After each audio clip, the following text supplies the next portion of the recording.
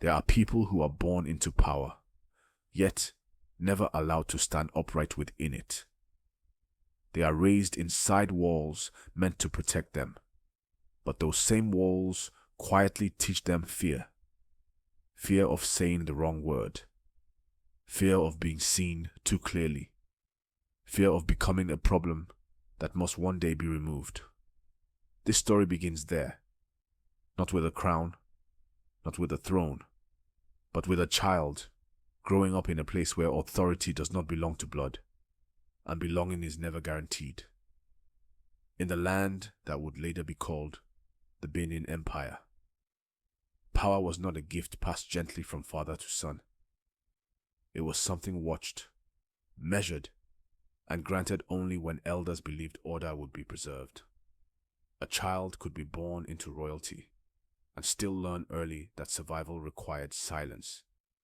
Imagine growing up, knowing your future could be decided by men who did not need to explain themselves, men who spoke in ritual and tradition, men who believed stability mattered more than individual destiny. In such a world, even royal blood learned how to wait. This is not just the story of a king. It is the story of a question many African people have carried across generations. What happens when you are told to know your place, even when that place was never freely given, before history remembers him as Oba Ewuare, before songs speak of walls rebuilt and cities restored? There was a boy watching carefully, a boy learning that power can be close enough to touch, yet always just out of reach. A boy understanding that silence can keep you alive, but it can also erase you.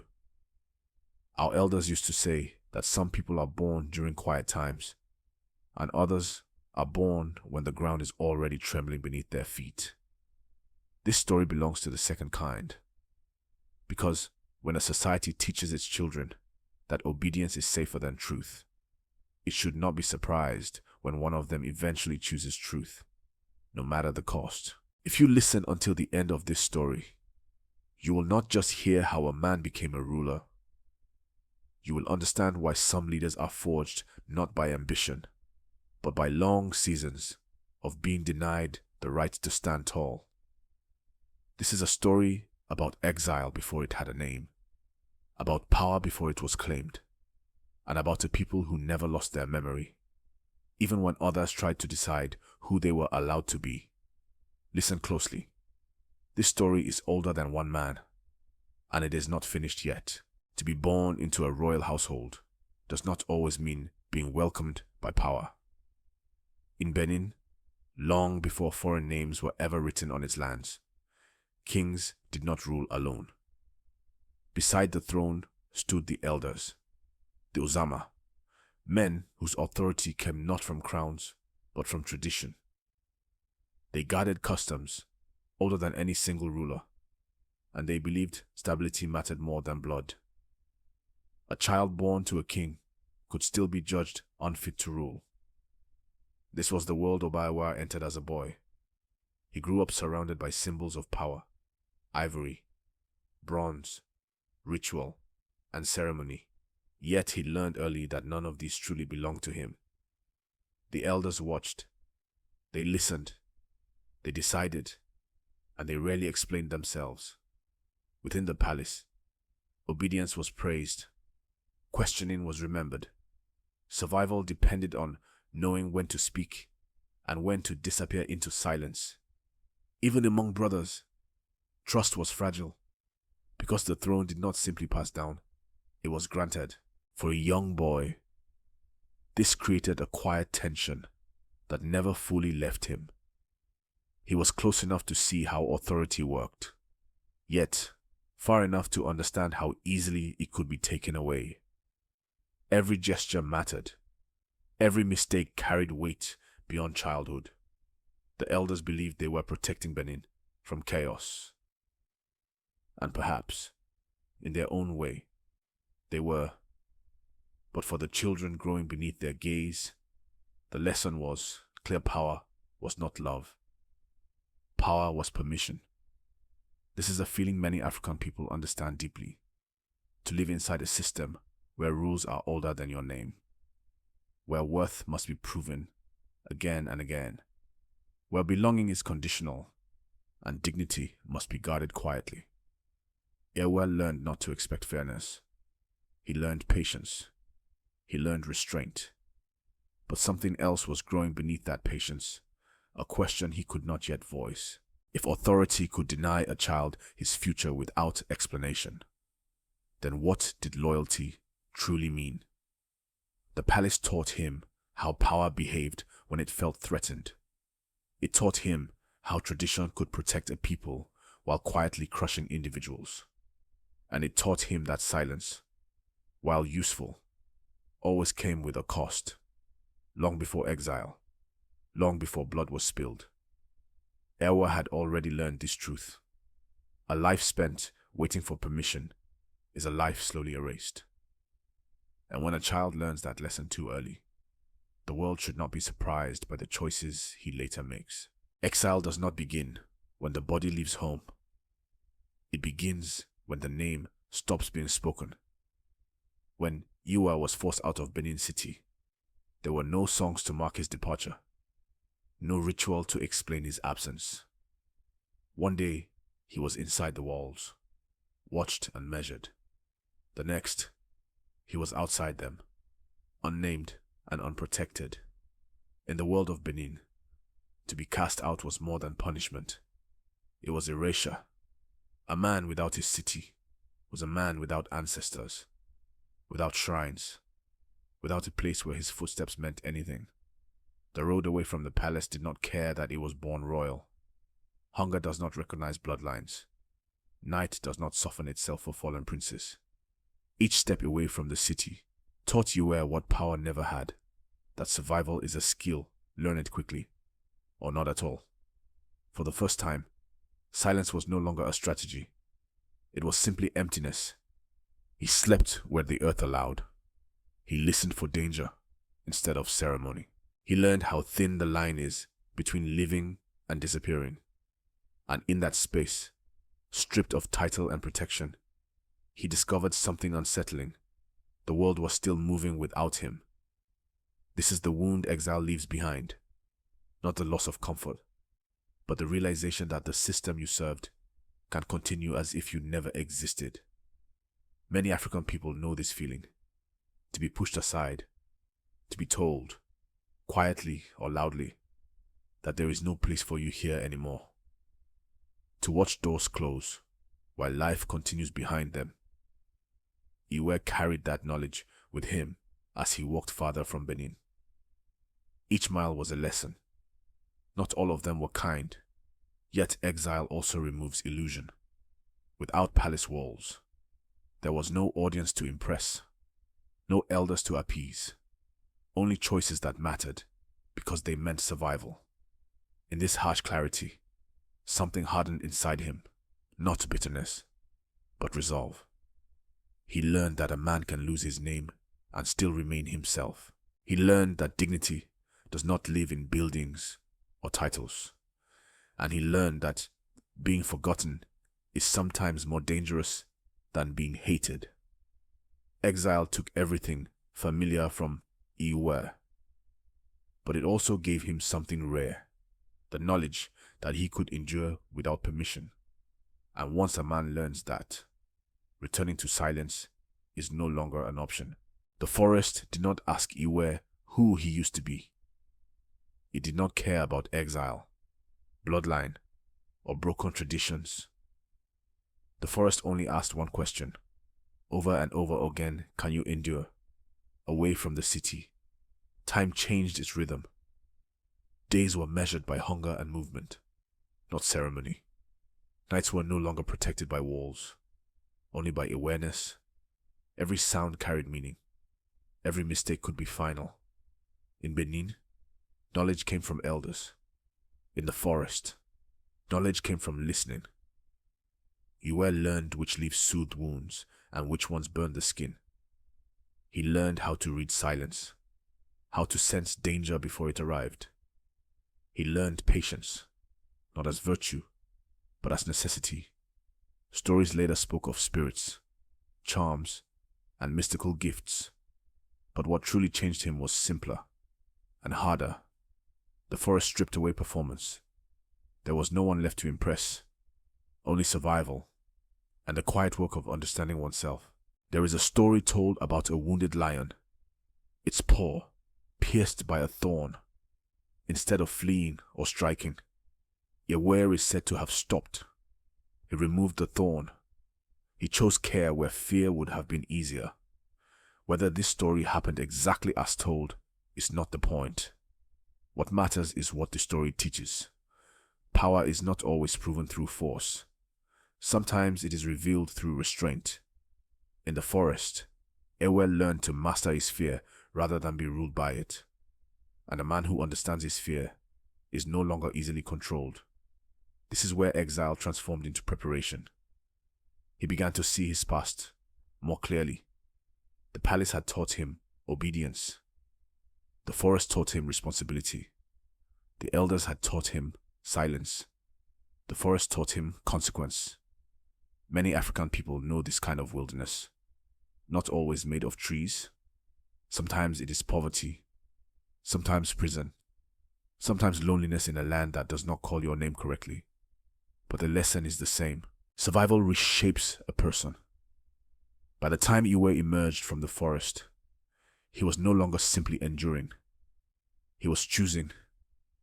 He understood what he was willing to sacrifice and what he would never surrender again. He carried no crown, no army, no promise of mercy. But he carried something stronger.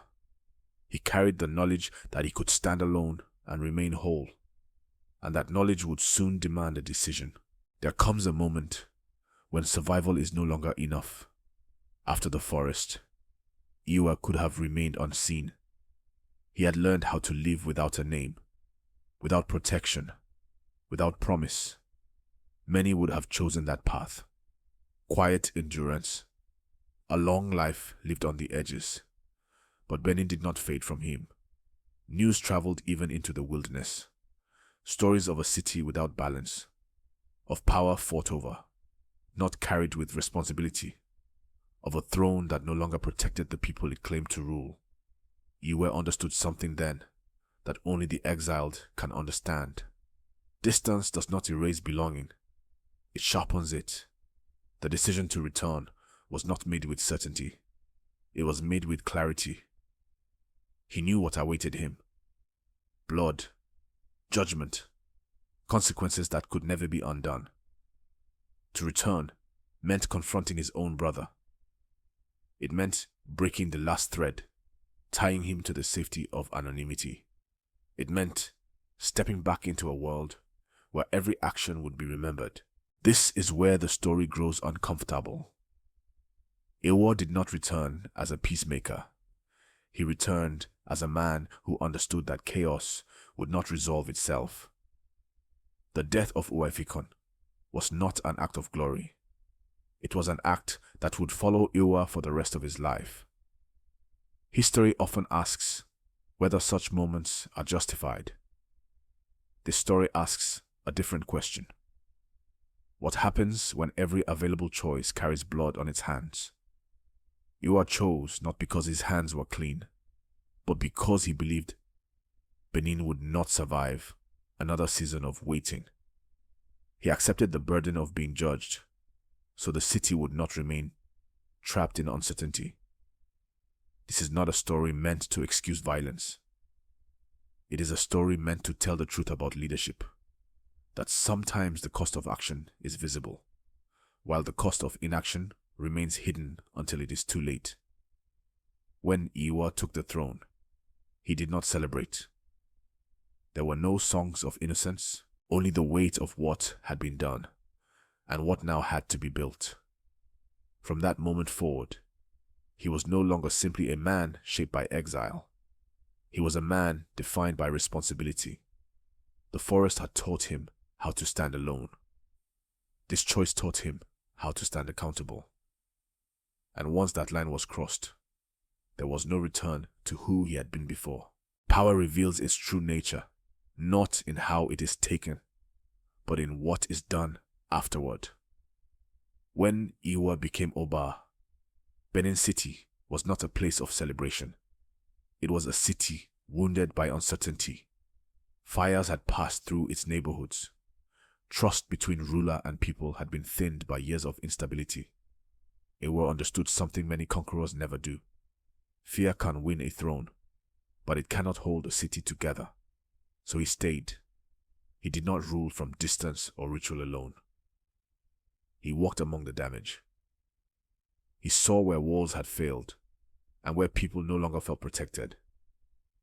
And he began the slow work that rarely earned songs, the work of rebuilding. Benin City was reshaped with intention. Moats were dug, walls were strengthened, streets and quarters were reorganized, so the city could breathe again. These were not acts of vanity. They were acts of reassurance. A boundary, after all, is not only meant to keep enemies out. It tells those inside that they belong somewhere safe. For a man who had once slept without shelter, this mattered deeply. You were ruled with structure because he understood chaos intimately. He created order, not to dominate, but to prevent the kind of uncertainty that destroys families long before it destroys cities. This was the quiet transformation of his power. The people began to see something different. Not a ruler who appeared only in ceremony, but one who remained present, one who stayed long enough to be held accountable. Many African communities have known leaders who rise quickly and disappear just as fast. Iwa chose another path. He remained. He endured the weight of rebuilding. And in doing so, he taught a lesson older than any crown. Authority becomes legitimate when it protects daily life. Children slept without fear of sudden collapse. Traders moved with confidence. Ritual returned, not as performance, but as grounding. This is how a city heals, not through speeches, but through consistency. Ewa had taken a throne through a choice that would always be questioned. He held it by committing to something harder, the long responsibility of staying. Power that builds is slower than power that destroys, but it lasts longer. And Benin City, once fractured, began to stand again. A city can be rebuilt with earth and stone, but a people endure through memory. Iwa understood this deeply. Once Benin City began to stand again, he turned his attention to something less visible, yet far more enduring. He understood that if the story of his people was not preserved by their own hands, it would one day be told by strangers. So he protected the makers. Under his rule, artists were no longer peripheral figures.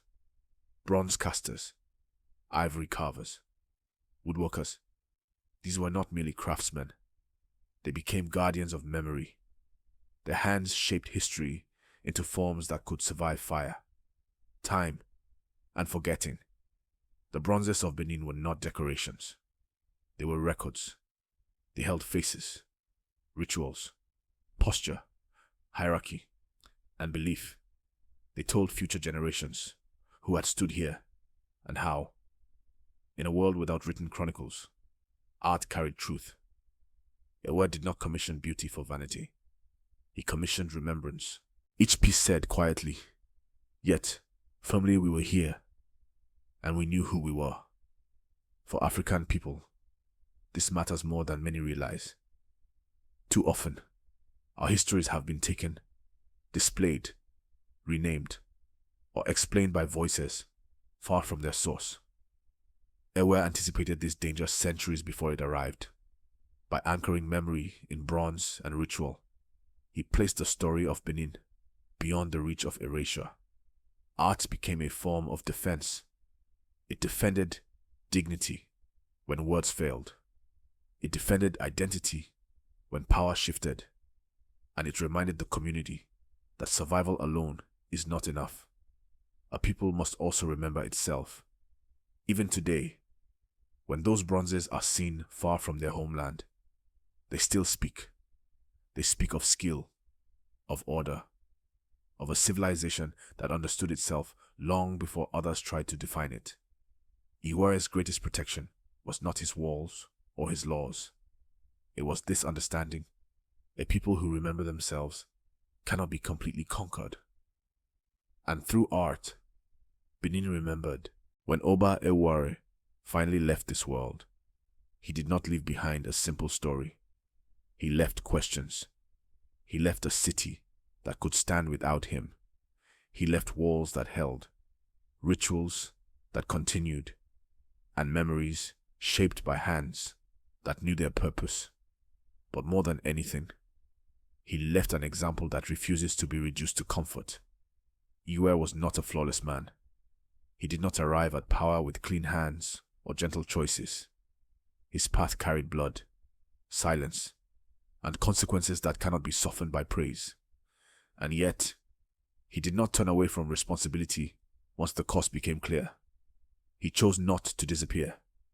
He chose not to rule briefly and vanish into legend. He chose to stay long enough to build something that would outlive him. That is what separates a ruler from a caretaker of people. Too often, history is told as a contest of victories and defeats, as if human dignity can be measured by conquest alone. But the story of Ewuare reminds us that the deeper struggle is not for land or crowns. It is for the right to exist with structure, memory, and self-respect. This is why his story still matters within African history. Not because it is peaceful, but because it is honest. For those who listen late at night, letting stories settle the mind. This is not just one of many historical facts. It is a reminder that endurance and responsibility can live inside the same life. That survival does not end the journey. It begins it. Our elders understood this. That is why such stories were passed down slowly, carefully, sometimes as history legends, sometimes as quiet reflections meant for rest, almost like history for sleep. And for those carrying the weight of Black history, this story offers neither comfort nor despair. It offers recognition. Recognition that our ancestors were not perfect symbols, but full human beings who made choices under pressure and stood by them. As long as these stories are remembered, told, and carried forward, they continue to protect something fragile and essential. Not a throne, not a name, but the right to stand upright and be remembered truthfully.